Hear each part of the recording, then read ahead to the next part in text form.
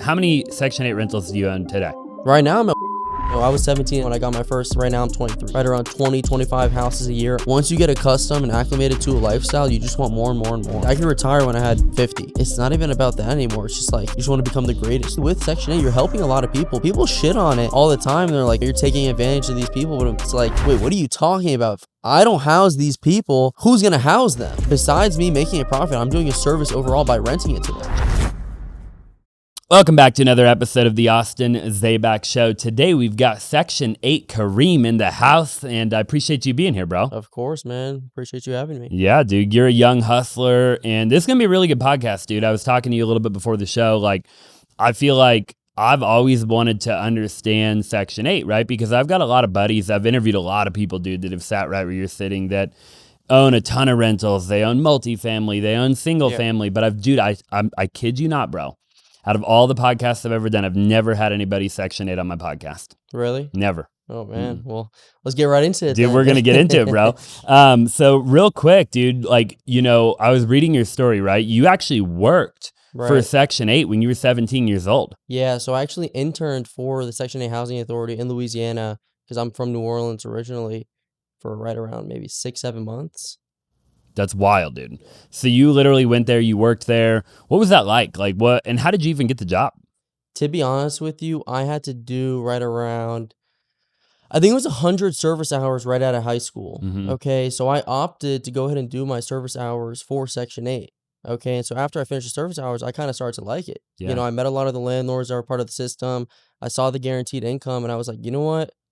Maybe this is something that I could take seriously, you know, soon in the future. And that's ultimately what happened. You know, I went through a lot of the paperwork. I hung out with the inspectors every single day. I just really went through the process, and that's where I learned everything. That's wild, dude. Yeah, you never hear that, right? Like I think you're the only guy I've ever met or seen that actually worked for Section 8 and then eventually, you know, quit your job and got into the very thing that you used to work for, right? What was that like working for the actual Section 8, like the government?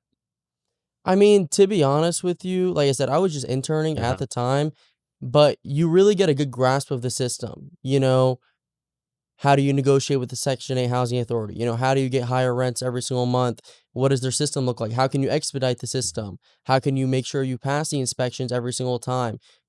Really, like from 0 to 100 through the entire process, that's what I was doing every single day. Wow. Yeah. So you're just learning all the information. Essentially, yeah. Yeah, that's wild, dude. So when you were working for them, like what all did you learn in terms of, like, for example, like, I guess my question might be, how long has Section 8 been around, and like what is Section 8 for people who don't know? Well, number one, it's been around for well over 75 years. So Okay. I know, you know, there's a lot of things going around like on social media right now, like the crypto things and this and that. And people kind of relate Section 8 with that. But ultimately, Section 8 is an old program. It's not like one of these new things that are just popping up on social media right now.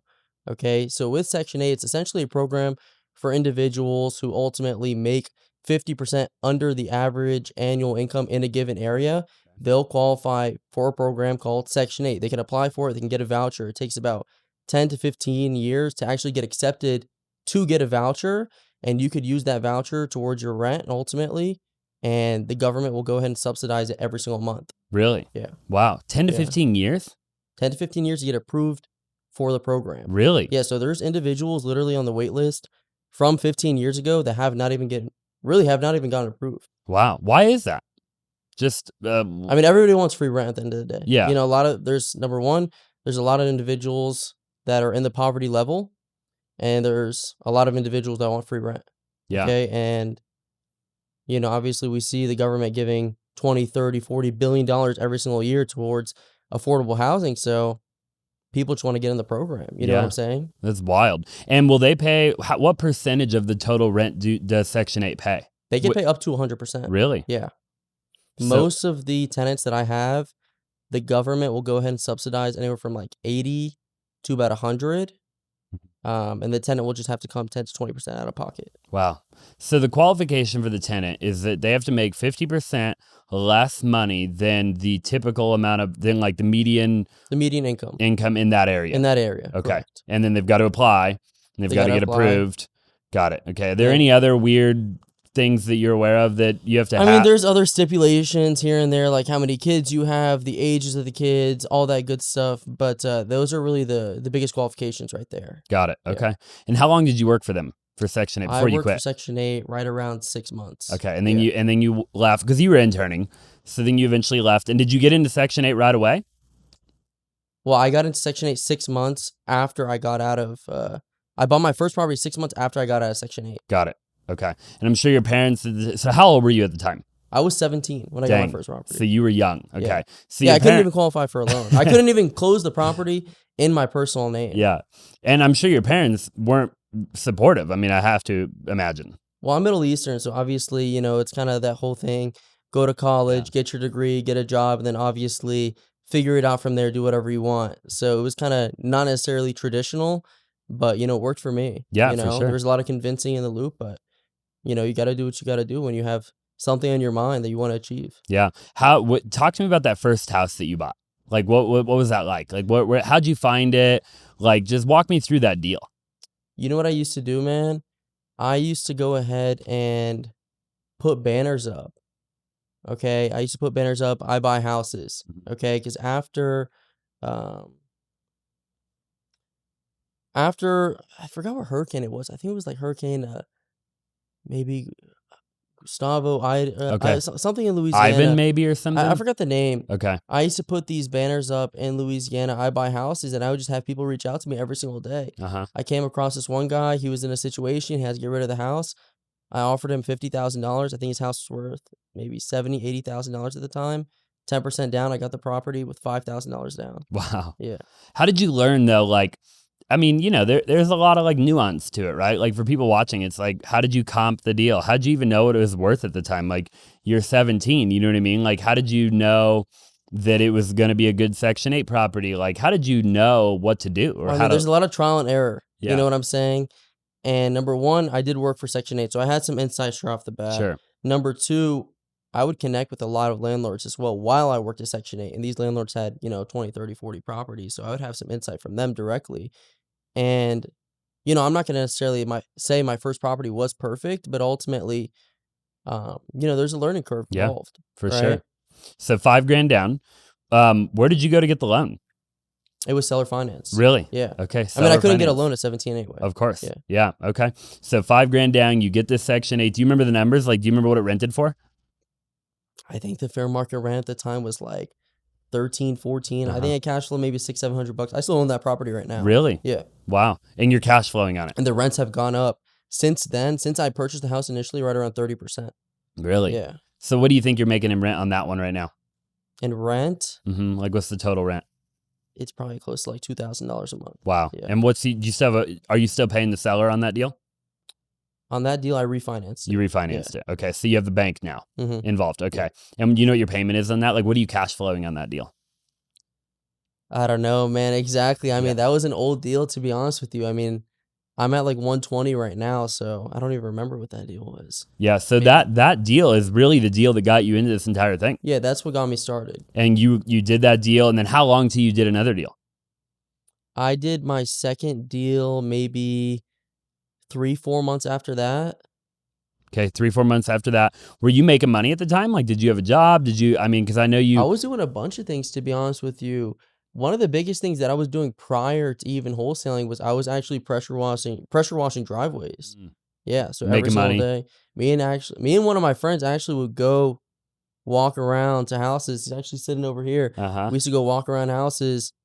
Hey, do you guys want a pressure wash done? Do you guys want a pressure wash done? We would go for hours a day, and that's where I got a lot of my capital. Wow. Just from that alone, yeah. Stacking cash. Saving it. But for the second, third, fourth, fifth property, obviously, I didn't have a shit ton of liquidity. What I would do at the time is I would go to events every single week, and I would show investors the numbers on this deal.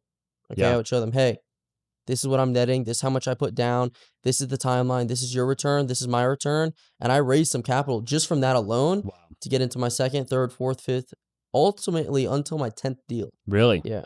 So you just went to events, networked with some older people that had money. Yeah. And they liked it. I mean, I told them my story. You ultimately have to sell them into it. For sure. You know, it's just a sales pitch. And they probably looked at you and they saw themselves A lot of people did. You know? Because older people typically like to help younger people, I've noticed, right? Like even me, I remember when I was 18, 19, 20 years old, I had a bunch of older mentors that just, like looking back on it, I'm like, why did they help me so much? And I think it's just because they saw themselves in me, you know? They did, but they also trusted the process. You know, they understood that I worked for Section 8 and they understood that the rent is guaranteed every single month. Yeah. You know what I'm saying? So it's not like I'm not going to be able to rent the property out because there's so many Section 8 tenants. And it's not like these tenants are going to miss a payment because ultimately it's coming directly from the government. You know? 100%. Yeah. I mean, it's a no-brainer, right? When you were initially structuring those deals with the people at the meetup, like, how did you structure it? How did you even know how to like raise capital and structure the paperwork of the deal for it to like be legal and everything like that at the time? Honestly, you just call a title company. It was very scratchy at the time. I mean, to structure the deal, obviously you're going to go to, you know, the title company. They're going to ultimately close it. But for me to structure it, I would just kind of see what they're looking for. You know, I would even take shitty terms up front, you know, just so I can get into the deal with these individuals. I just wanted to accumulate properties. That was my ultimate goal. And get the experience. You know, get as many properties as I can, get the cash flow, and then refinance later on, get these guys out of the deal. So I would have a buyout clause. That way I could get these guys out of the deal later on. I own these properties solely. Wow. So they were essentially debt partners. Yeah. Yeah. And like learning that, you just talked to title companies, stuff like that, figured out how to write those contracts, like figured out what verbiage to put in there. That stuff is not very difficult in terms of like writing contracts or seller finance deals. Like you can go online right now, seller finance contract template, you know, Louisiana. You could print 30 templates like relatively easily. So it's not going to be that difficult. And then obviously you're going to submit it to the title company and they're going to go ahead and fix up whatever issues there are in there. But it's not complicated. Don't overcomplicate it, basically. Not necessarily. I mean, you just got to ultimately talk to more people. Talk to more people, call more people. Yeah, 100%. How many Section 8 rentals do you own today? Right now I'm at 120. 120. Yeah, right around 120. And do you have partners or do you own them all by yourself now? Currently by myself. Okay. Yeah, I used to have partners. You know, initially when I was raising capital and ultimately getting into my first like maybe 10, 15, 20 deals, but I bought all of my partners out. Wow. So you own 120 rentals. You're how old now? I'm 23. So you're 23. You own 120 Section 8 rentals. I saw you made a video. I'm getting a little off topic here, but you made a video saying the clickbait was amazing, by the way. You were like, the government bought me a Colonon, you know? That was a great video. Is that how you say it, Colonon? The Colonon, Rolls-Royce. Colonon, yeah. So you bought that in cash? Yeah, I did. With all Section 8? All Section 8. Dude, truly incredible, right? So walk me through that journey, right? Here you are, you know, you get up to 10 with investors. You're going to meetups, you're raising capital, right? I mean, going from 10 to 120 is a big jump. I mean, how did that happen? I mean, it's not like it's something that happened in, you know, a year or two. Obviously, it took me time. You know, I was 17 at the time when I got my first. Right now, I'm 23. So ultimately, you could say right around 20, 25 houses a year on average. But it was just a matter of building connections with banks, trial and error, working with different lenders that made sense, speaking to different title companies, figuring out how to get the on and off market deals. Obviously, I already worked at Section 8, so I understood that process. That was already, you know, in my brain prior. But there was a shit ton of trial and error, you know, whenever I was first getting into this. But the process took some time overall. You know what I'm saying? I do. Yeah, no, I 100% do. So let's dive into Section 8 then a little bit more. So what states are your favorite to buy Section 8? I generally try to target the Midwest and the Southeast. So if you're looking at the Midwest, something like Ohio, Indiana. If you're looking at the Southeast, I would look at Mississippi, Louisiana, Alabama. You could even look at Florida if you'd like. There's locations like, for example, Jacksonville, Florida. Most people don't even know this. There's properties sub $100,000 you could rent out for $1,800 a month to a Section 8 tenant. Really? Yeah. How do people not know that? They just don't look. I mean, they don't know what filters to use on Realtor.com. They don't know how to work with Section 8 because ultimately Section 8 rents are about 10 to 30% above market rents. Sure. Yeah. Because you're guaranteed. Because the government knows that it probably has to be more than market rent, well, they have to right? incentivize landlords to work with Section 8 tenants. Sure. Because there's so many stigmas surrounded by Section 8 tenants that most people don't even want to work with them. Okay, but for me, for example, I know how to screen them. I have a good management team in the process. And I just know how to fill out all the paperwork. I know how to negotiate with Section 8. So it makes sense. Sure. Yeah, walk me through that. I mean, because dude, like I told you before the show, bro. Like I've had people sit right there that have billions of dollars worth of real estate, right? And like you hear it, right? Like you're not wrong. Like there's a stigma around Section 8. Like all your traditional multifamily or retail residential buyers talk crap about Section 8, right? And they think their way is better than your way. So what do you have to say to those people? Like why do people say that? Well, I can tell you this right off the bat. Most of the people that talk shit about it have never even done it. Right. I agree. Number one, most of the people that talk shit about it don't know how to even go through the process as well. They don't know how to become a Section 8 landlord. They don't know how to fill out the paperwork, or they just don't necessarily even know how to screen their tenants. I mean, look, there's no difference between a Section 8 tenant and a normal tenant at the end of the day, because a normal tenant can trash your property, and a Section 8 tenant can also trash your property. Right. So as long as you have a thorough screening process in play, it's not going to make much of a difference for you. Yeah. No, 100%, dude. And isn't there something about Section 8, correct me if I'm wrong, because I don't know much about it, right? But isn't there something about it where, like, they can't trash the property because the government basically will, like, remove their... So if a Section 8 tenant trashes your property, you could go back to Section 8 and get those individuals kicked off the program. Really? Yeah. And they know that. Oh, they know that. So they don't want to trash your property. They don't want to trash your property. Think about it like this.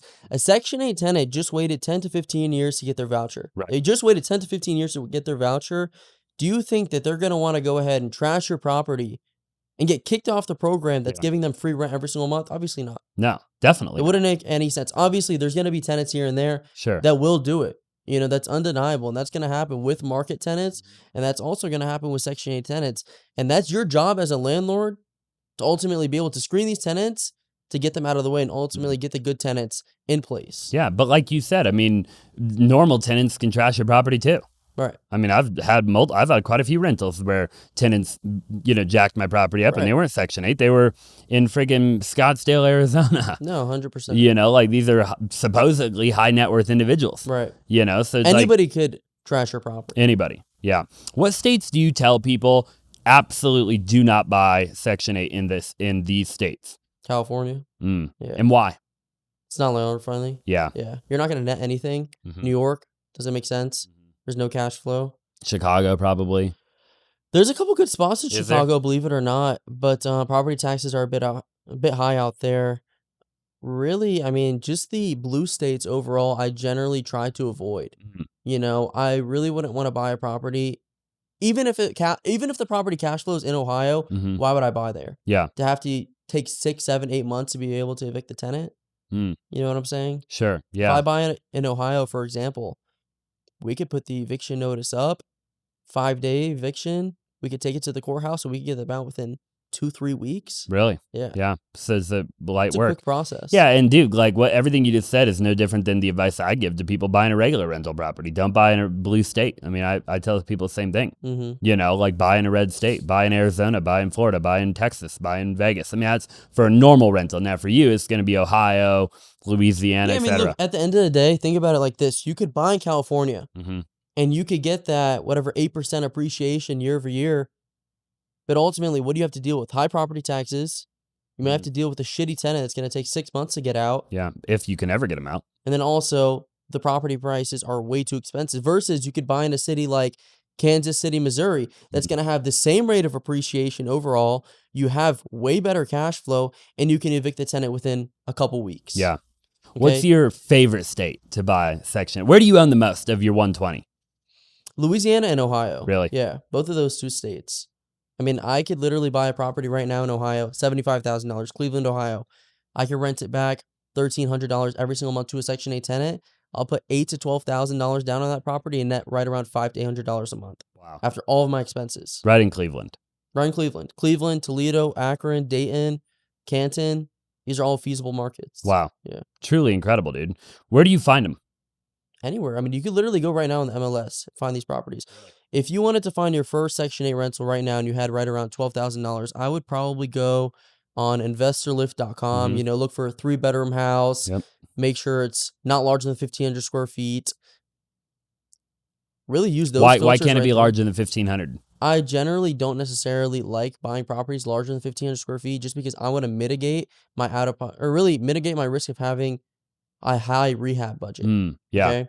So if the property is 3,000 square feet and a tenant leaves I have 3,000 square feet worth of walls that I ultimately have to paint, right? Mm-hmm. But if it's 1,500 square feet and a tenant leaves, there's less stuff for me to do. Sure. So it's less out of pocket. What are does Section 8 have parameters in which, like, the real estate, does Section 8 say, like, the property has to be minimum 3 bedrooms, or it has to be no more, no less than a certain amount of square footage, or year built, or anything like that? They don't care about any of that. I mean, Really? There doesn't have to be a specific year built.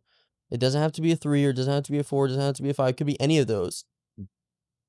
And for the most part, they don't care about square footage at all. You don't even need to have a specific bathroom count. Really? You could have a 5-bedroom, 1-bath house if you wanted. But It's not advisable. I mean, if there's a family with 5 bedrooms, they're not going to want to have 1 bathroom. But ultimately, you could do that if you wanted to. Really? How does that make sense, though? Like, because, I mean, Section 8, like, how do people qualify for, like, a big house? You know what I'm saying? More family like, members. Yeah. Multiple family members. Yeah, so more individuals within the family. Got it. Okay. So you could, in theory. So where do you like to be then? Like, give me your ideal buy box of what you would look for. My ideal buy box is a 3-bedroom, 1-house bath, right around $75,000, not larger than 1,500 square feet, not older than 1950. Why not older than 1950?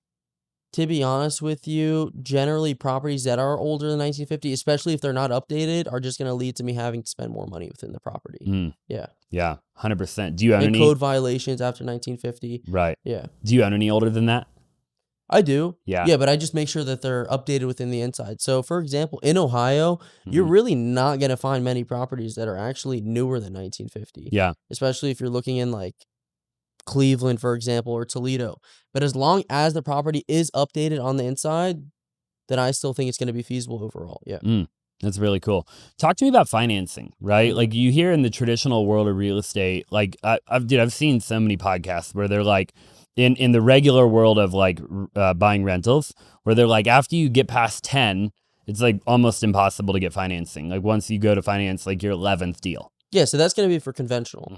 But for me, I'm not necessarily doing conventional loans. You could do conventional and then you'll tap out at 10. You could do, 10 conventional loans on 4 fourplexes, okay? Yeah. And you can get 40 units, okay? But then you tap out. For me, I do DSCR, okay? So that essentially allows me to fund the property without necessarily even looking at my specific income. So they don't care about my income. As long as the property performs, they're going to go ahead and fund the property. Yeah. Yeah. Yeah, dude, I love DSCR. Yeah. What is it, like a 1.1 ratio they want to see? Right around 1.25. 1.25. Yeah. Okay, so can you explain that for people who don't know what that means? Yeah, so it's essentially your rents divided by your PITI. Okay, it's 1.25. Correct. Is what you're looking for. And the DSCR lenders that you work with don't care that you're buying Section 8? They don't care. I mean, they like it overall.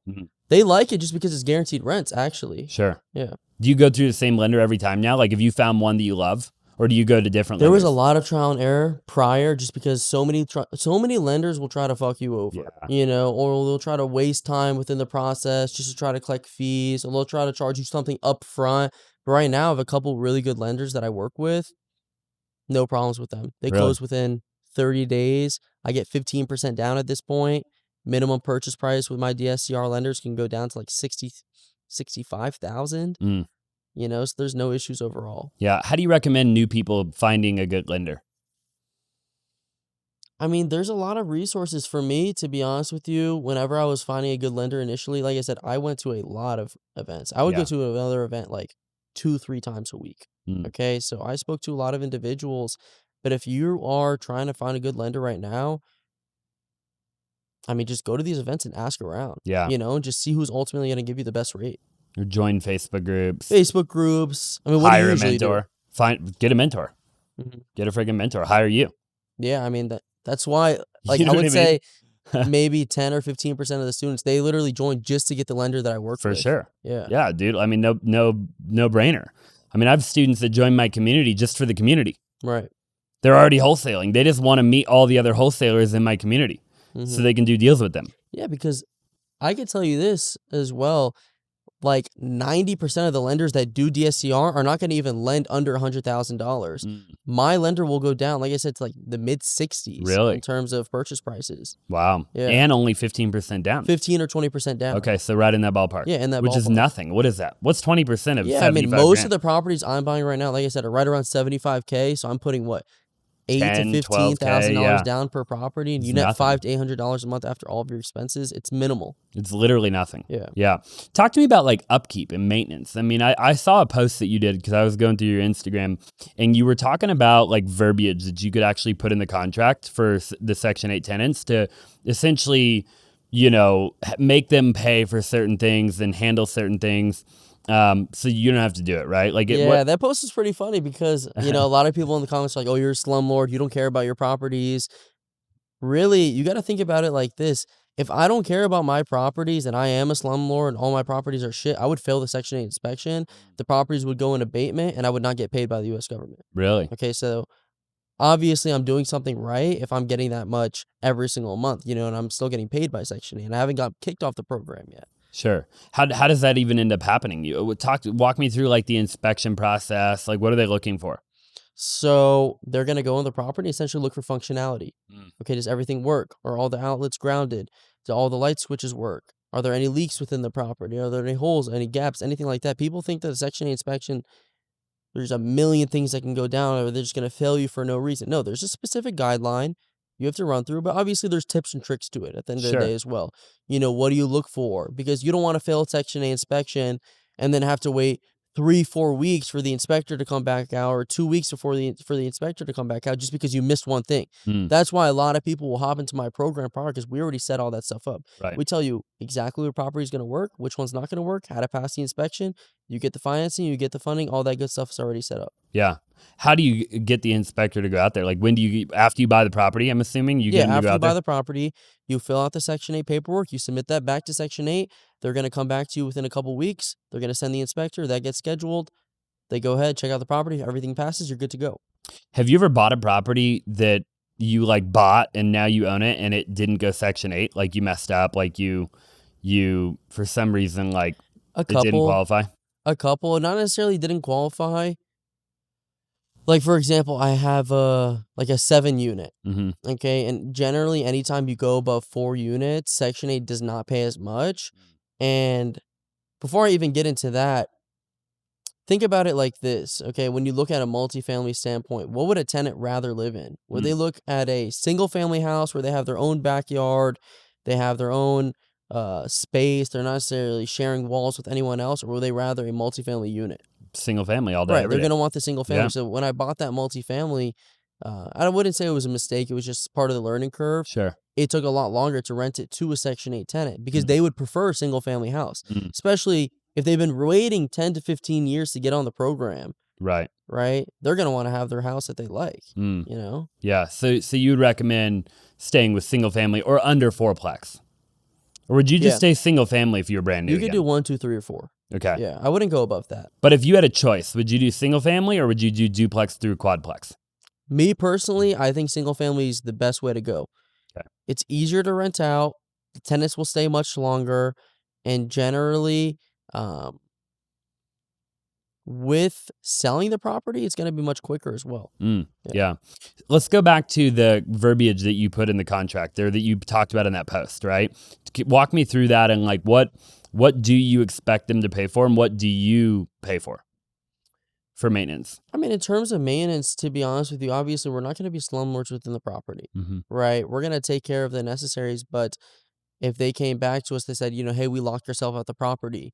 You know, we need you guys to ultimately come back and open the door. There's going to be a lockout fee. Yeah. You know, if they break their own toilet, obviously we're going to fix the toilet, but anything under around $150 every single, really anything under $150, I forgot what the post was, to be honest. I think that's what it was. It was anything under 150. There was like 3 things that I put in there. Yeah, it was anything under 150 you told them to pay for is landscaping and like maintenance of like the grass, snow, because it snows where you buy properties, right? They have to like plow the snow and stuff like that. Yeah, so it was anything under 150 after 60 days. If it's their fault, we're not going to cover it. Yeah. Yeah. Got it. Which makes sense. Ultimately. And it's not even that we want to make it difficult for them. When we put that clause in the contract, essentially what happens is they understand that they have a responsibility. And if they mess something up, they're going to pay for it. So it's not that we're trying to nitpick or we're trying to say, you know, hey, if you make a mistake, we're not going to cover you guys, or we're going to make sure the house is trash or whatever the case may be. It's just for them to understand that look, if you break something in the property, there's going to be a cost, right? Yeah. Because we don't want to deal with any of that stuff. No. I'm trying to ultimately cash flow as much as I can within these properties. And Obviously, not of the I headache. want to provide safe housing. I want to make sure these individuals are comfortable, but I'm not trying to lose all my cash flow For like sure. most other investors. Yeah, no, 100%. And is Section 8 cool with you putting that verbiage in there? Yeah, 100%. They don't care, No. right? Now, walk me through like, so does because let's say that the Section 8's paying like 80%, okay, of the tenant, in the rent. Yeah. Does the tenant pay the government and then the government pay you, No, or the tenant do they pays each? me directly. Tenant pays you directly. Got it. What happens if they don't pay you? If they don't pay, they risk getting kicked off the program. That never happens, Got really. it. Section 8 tenants. Section 8 tenants generally do not miss their payment just because if they miss that $100, $200 payment, they can get kicked off the program. Really? Yeah, so they really don't want to do it. No. There's a higher risk for them. How many times have you ever had in your career where somebody missed their payment? Like a handful? I mean, it happens here and there, but we just tell them, look, if you guys don't make the payment, we're going to go through the eviction process, which is not going to take very long because I'm buying in red states, and we're going to report you to Section 8, and Section 8 is going to kick you off. Yeah, and they're like, screw that. Yeah, and obviously, once you have 10, 20, 30 properties, you're going to start to know the individuals within that housing authority. Yeah. And they're going to have a good relationship with you, so they'll talk to the tenant sometimes on your behalf. Yeah, for sure. When you buy a property, right, like, and you're looking for a property, looking back, hindsight's 2020. Now you own a bunch of rentals. What would your advice be? Like, do you prefer to buy a property that needs renovation before you tenant it, or do you prefer just to buy turnkey? Turnkey, it's much easier for me, to be honest with you. Yeah. Number one, I'm doing this completely out of state. Okay, right now I'm in San Diego. So I haven't even been to Ohio. Wow. I own maybe 46, 47 rentals there right now. And have you ever been there? I've never been. Wow. Yeah, never been to Ohio. I own right around 46 rentals there. Okay. So if I were to do rehab in these properties, ultimately I'm going to have to trust contractors. I'm going to have to trust inspectors, all that good stuff, way more than if I'm just buying a turnkey property and maybe you need $2,000 in rehab. Okay. So it's much easier for me. Yeah. So you would rather buy turnkey all day, every day? Yeah, it's a much faster process. The lending is easier.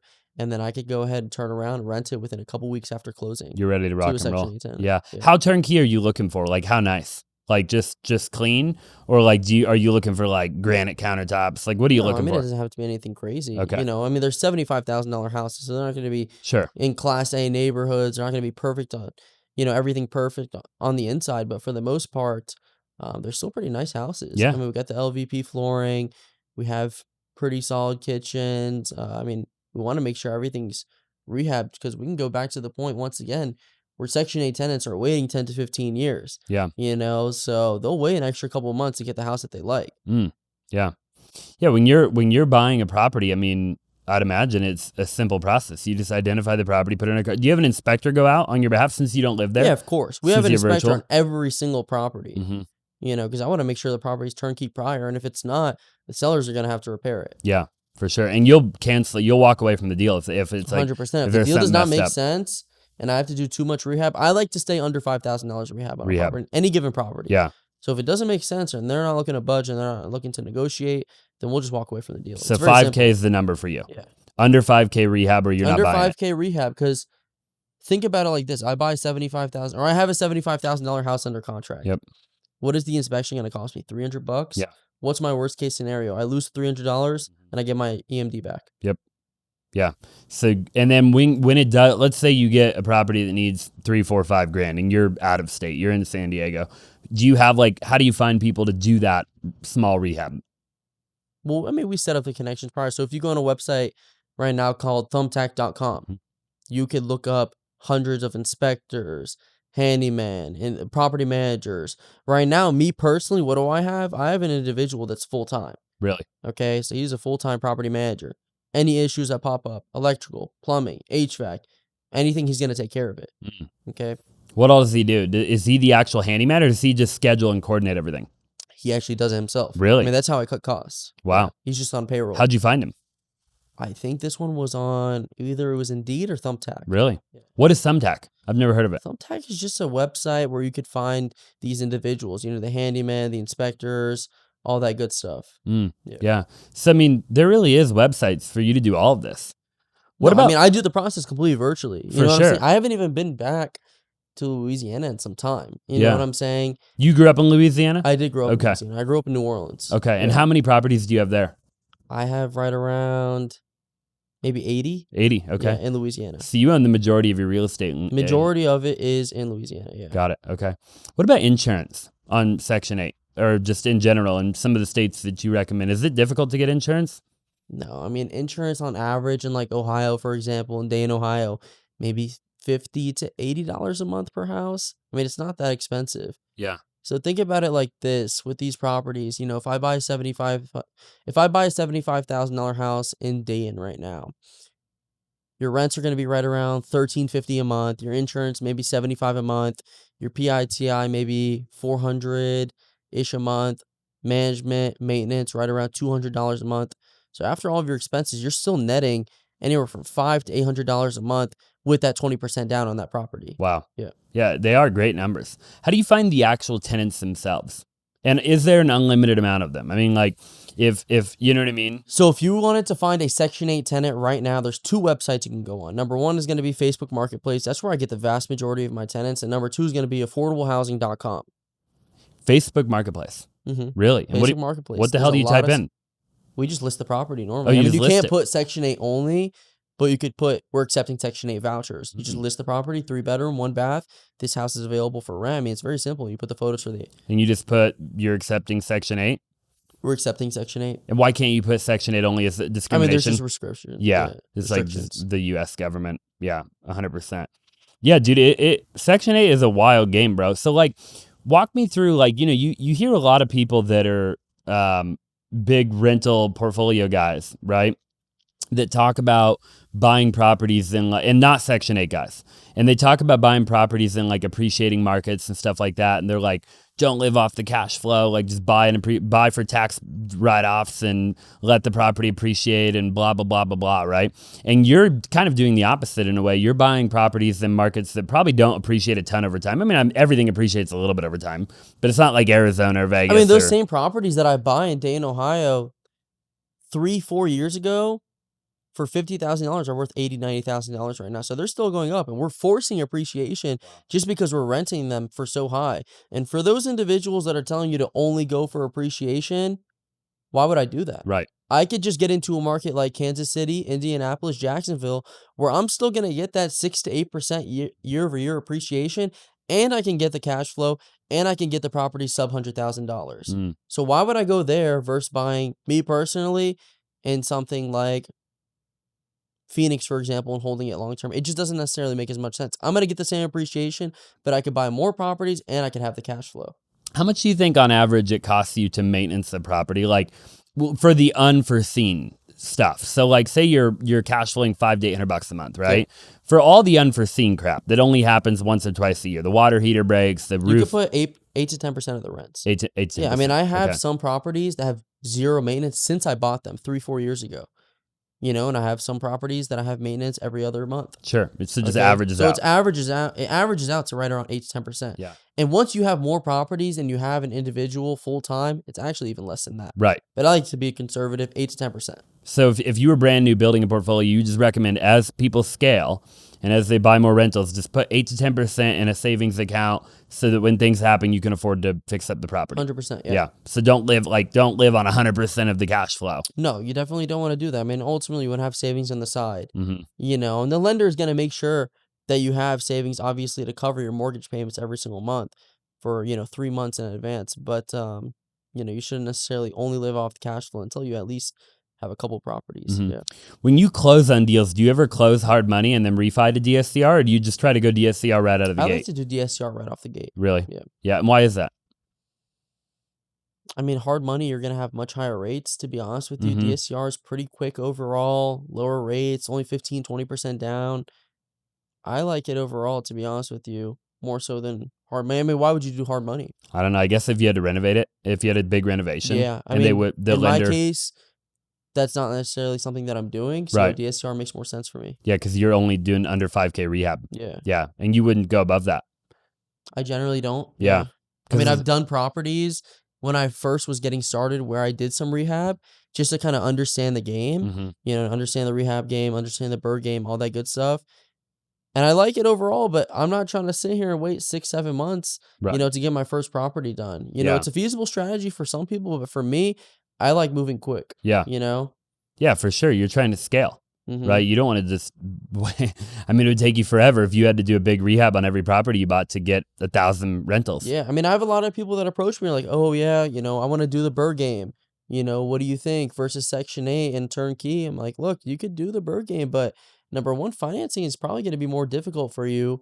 And number two, you're going to take much longer through the process. I mean, you might not complete this Bird for 6, maybe 7, 8 months. And then you Yeah. have to wait for the seasoning period to go through. And then you got to make sure lenders are going to approve you. And ultimately, when you rehab a property, you have to have some insight.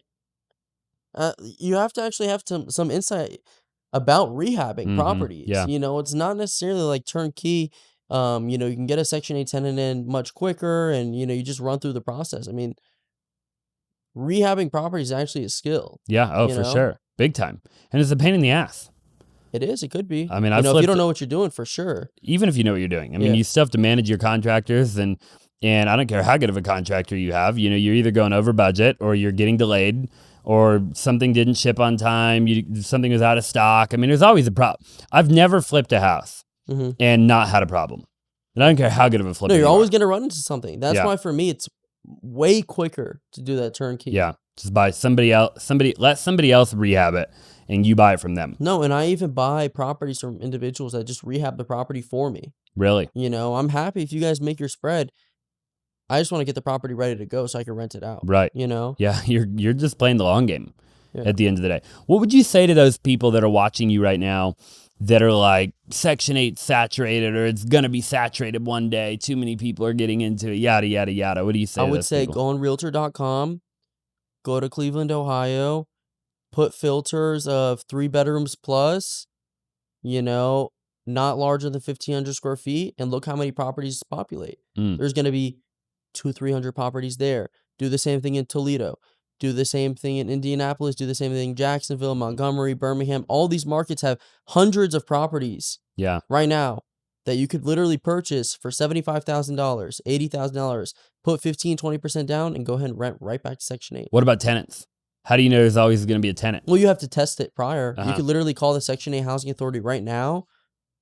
If you wanted to find out whether or not there's going to be a tenant, ask them how many outstanding vouchers are there here. Really? And they'll tell you directly. What does that mean, outstanding vouchers? Just how many individuals are waiting to be housed right now. Yeah. In that particular market. In that particular And they'll city. literally just tell you. They'll tell you, yeah. Really? Yeah, so it's not like we're guessing prior. I mean, everything's calculated for me. Right. When I'm buying property, I mean, obviously, if it's a city that I'm already familiarized with, I'm not going to sit here and call Section 8. I already know the numbers. Sure. But if I'm trying to delve into a new city, I'll call the Section 8 Housing Authority. I'll test the market. I'll make sure that the crime isn't obviously extremely high. And if everything checks out, then obviously at that point I can start moving forward. Walk me through that process. So what you get, you know, what websites do you like for crime and to make sure that there's tenants, and to make sure, like, you walk me through just like the different websites that you would check and look at before you were going to purchase the property if you were brand new? Yeah, I mean, I could walk you through the entire process right now. Just kind of give you some insight. Yeah.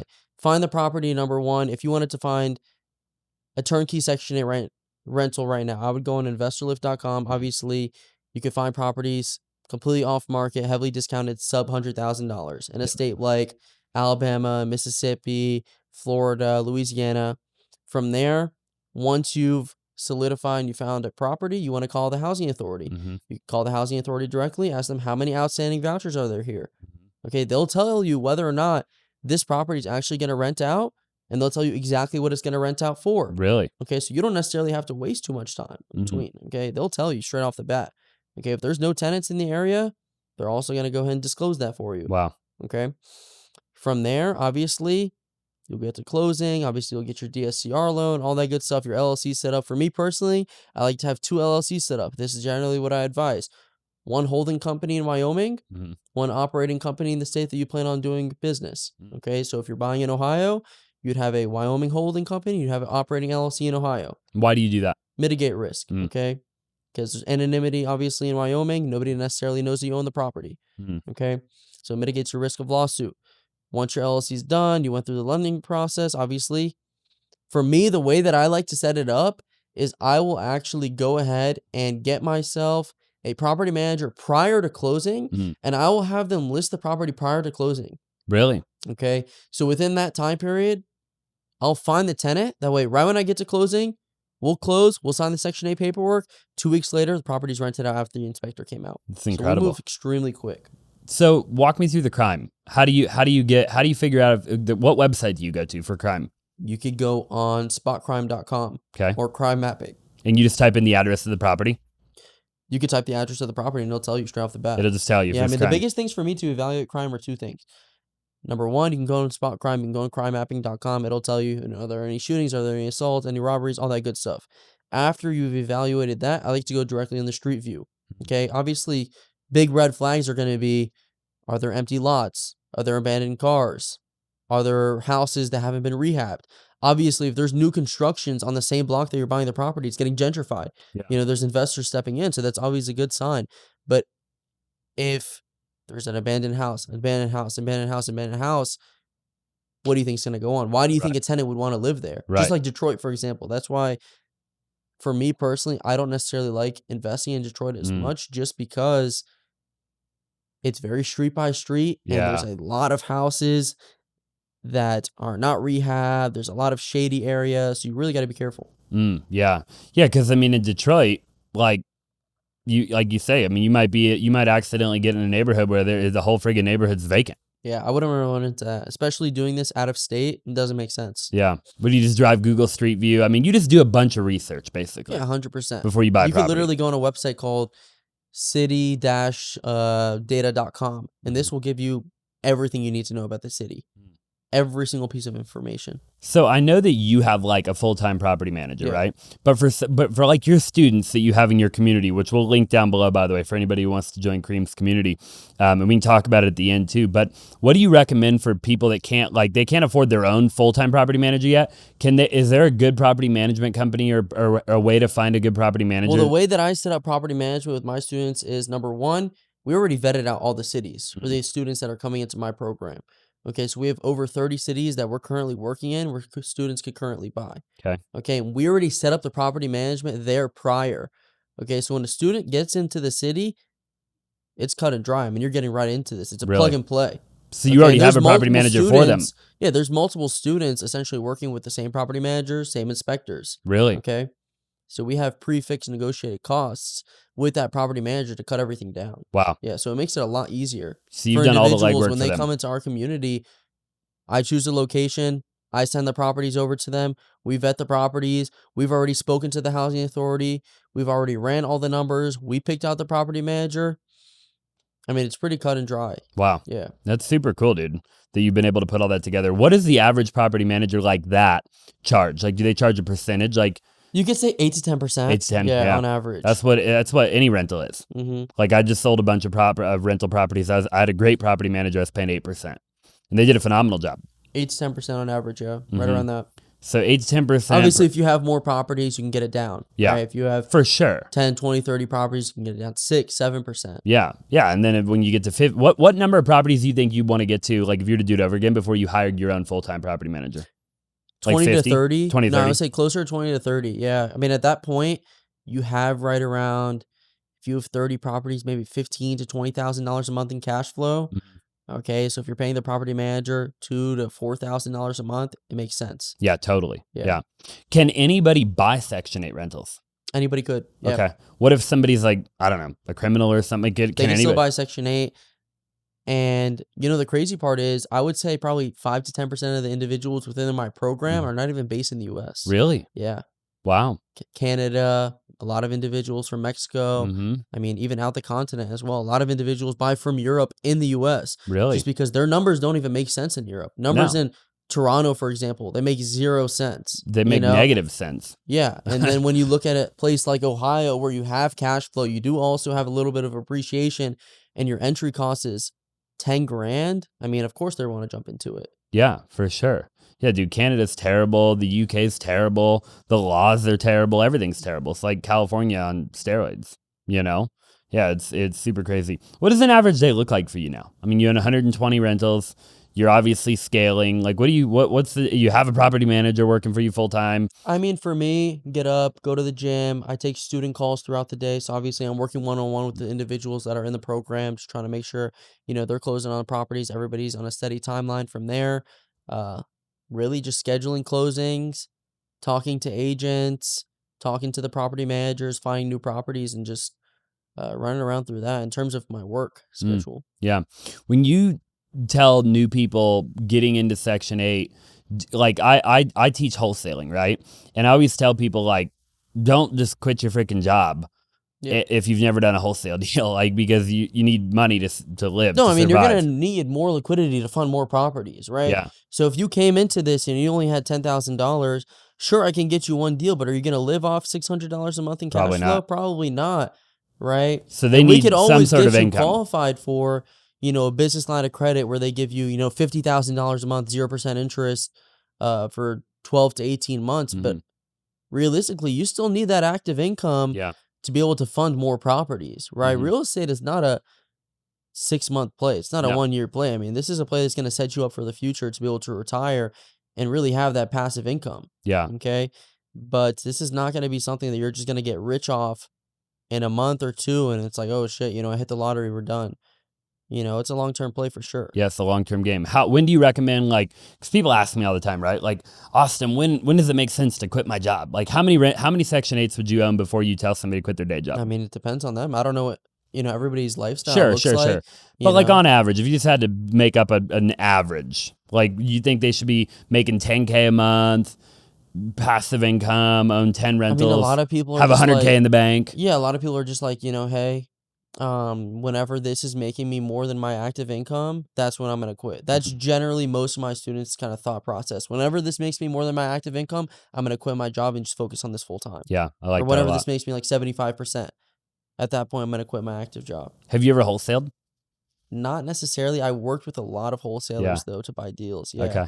A lot of my partners, though, did wholesaling. I was telling you off camera, but we're either number 2 or number 3 wholesaler in the nation. Yeah. So I think honestly, wholesaling is a great branch into Section 8. Personally, you get into wholesaling. Say you're 18, and I was kind of telling you this prior. Wholesaling right now is like the pressure washing of like 2008. Whenever people got out of high school, 2008, 2010, 2012. I don't really know, but people are just like, we want to get into pressure washing houses or whatever the case may be. Right now, people get out of high school and they're like, I want to wholesale houses. Yeah. And I think it's a great branch into Section 8 because number one, it familiarizes you with the process of real estate overall. Yep. How to comp a deal. How to comp a deal, how to understand the process, how to generate leads. Yep. That's all pretty important. You don't obviously have to generate leads if you didn't want to. With Section 8, you could go straight off the MLS. And obviously, there's websites like Investor Lift right now where you can get off-market deals that wholesalers are listing.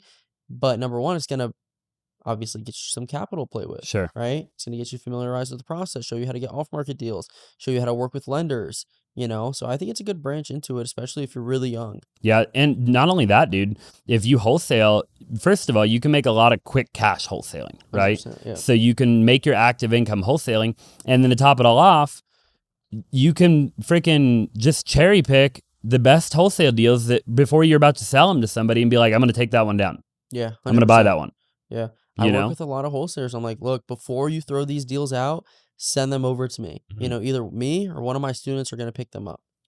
Bro, after this podcast, you're going to get a lot of deals from me and my 100%, team. 100%, man. You're going to get a lot. You're going to get more deals from me than you get from any wholesaler on the planet. I can tell you that right now. Yeah, we get a lot of deals. Somebody out there was telling me he sends me deals. I didn't even know he's part of your team. He's like, yo, is that Karim? I was like, yeah. He's like, I call you every week to send you deals. Like, oh shit. Dude, we're gonna get you dialed, bro. You're gonna get a lot of. Dude, we get so many. We bring in like 300 deals a month into our inventory. That's great, man. Yeah. So I mean, we do a lot in Ohio. We do a lot in Kansas City. We do a ton out there, like Alabama, Atlanta, everywhere, bro. Looking Indianapolis, forward to it, man. I mean, I get a new property under contract like every couple days. You know what I'm saying? So for me, I'm ready to go.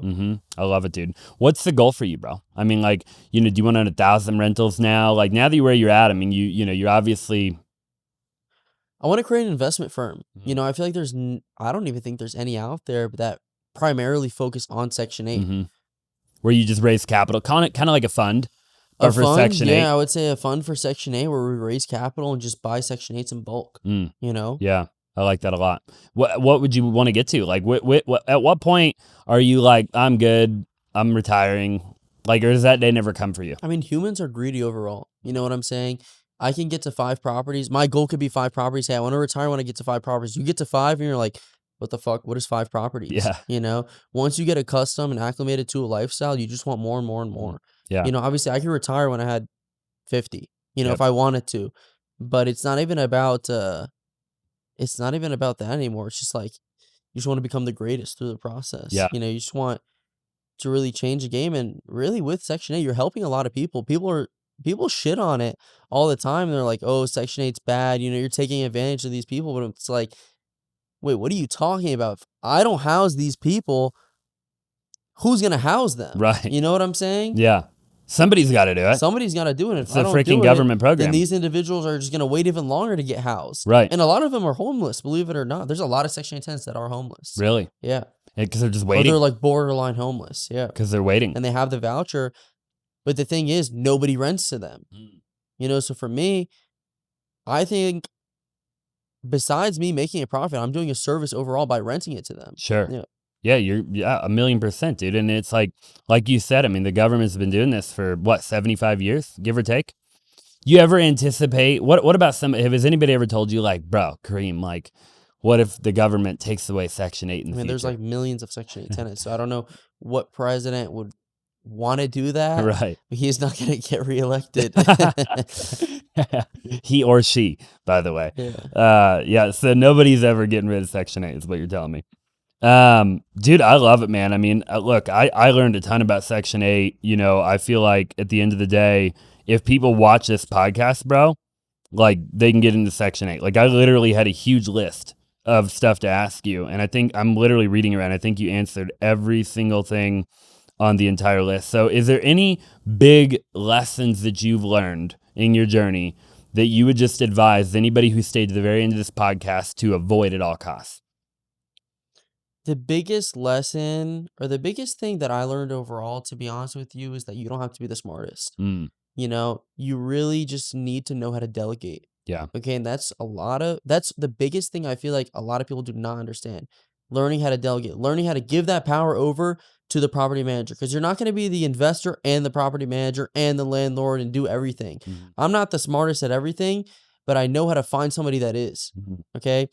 I'm not going to be the same person that's going to find those off-market deals, but I do know how to find the best wholesaler that's going to get me those deals. I'm not going to be the best property manager, but I do know how to find the best property manager that's best at their job.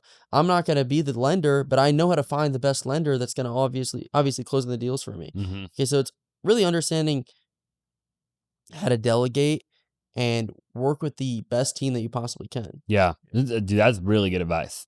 Like, figure out how to freaking delegate. Every entrepreneur needs to hear that, whether you're trying to do Section 8 or trying to do anything, right? Yeah, I mean, it's delegate to elevate, you know? If you can't delegate, you ain't going nowhere. No, definitely not. You ain't going nowhere, man. Where can people find you, bro? How do they get a hold of you? What if they want to join your program? Yeah, for sure. I mean, if you want to hit me up, look me up on Instagram, Section 8 Kareem. Okay. Yeah, hit me up. Do you have a website or anything like that? Yeah, so section8training.com if you want to look it up. Okay. That's access to our community. We also have a free course online, Cool. masteringsection8.com. If anyone wants to check that out, feel free. You got to do more YouTube, bro. Yeah, I have to, man. I haven't really been on the YouTube scene, mostly just Instagram. I subscribed to your YouTube channel today.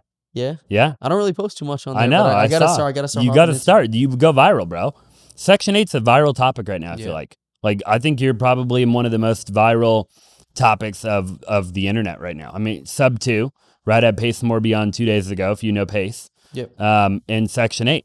I mean, those are like the two big ones that I feel like right now. Yeah, wholesaling's been big though. Wholesaling's big, but the problem with wholesaling is there's a million people doing it. Yeah, there's a lot of individuals. You know, there's not a million people doing Section 8, bro. I mean, there might be a bunch of people doing the actual business, but there's not a lot of people talking There's about it. a lot of people trying to hop into it right now overall. Every Yeah. single day I pop up on YouTube. One of my friends sends me, oh, there's another person doing Section 8. I'm like, all right, cool. You're like, all right, cool. And then half of them are probably like a student that finished for my program. And they're like, oh, you know, I bought a new Section 8 rental and they're trying to sell a course. I'm like, all right. You're not even worried about the competition anymore. No, You don't care. Like I said, for me overall, it's not even about trying to make money. It's just really helping people, Yeah. you know, through the program. We cut the process that could be 2, 4, 5 years into you closing your property guaranteed within 8 weeks in our program. So cool, bro. Yeah. Like I said, we find the property. Yeah. You have the property managers that fund you have the lenders that fund it. You have the property managers that we actually go ahead and vet out prior. We have the cities already set up, so it's pretty much cut and dry. I mean, it's a plug and play within our process. That's why people join it. So cool. You know, instead of having to hop into real estate and go through, I don't know what it could be, $5, $10, $15, $20,000 in trial and error. They come to our program, they pay the entry fee, and we just go ahead and help them through the entire way. And for me, I don't necessarily think of it as a course because I actually speak with my clients one-on-one. Yeah. You know, so my calendar is open 5 days a week. Anyone wants to book, go ahead and book. You know what I'm saying? Whenever time you want. And then people have access to my number too. So obviously I'm on there answering all day. How do you manage that? Well, obviously I dedicate a lot of time to it. And then whenever some of my students get past 50 properties, we actually give them a role, or they can apply for a role to become a coach on the program. Dude, that's freaking dope. So we have a couple coaches right now that also help me as well. Now they're just part of the team. Maybe I'll start doing Section 8 and be a coach. I could buy a lot of properties really quick. That would be sick. Money's not an issue. We just got to find the properties. We got to get you some Section 8 rentals. Let's do it, bro. I'll build it. I'll join your freaking community, man. I'm not kidding. And I'll send you deals because I can't buy them all. You know, I love it, dude. Well, I appreciate you being on the show, man. I'll link all of your information down below. We'll pop it up on the screen. We'll send people your way. And dude, it's an honor to have you here, bro. And I can't wait to have you back in 5 years, see if you can get to 1,000.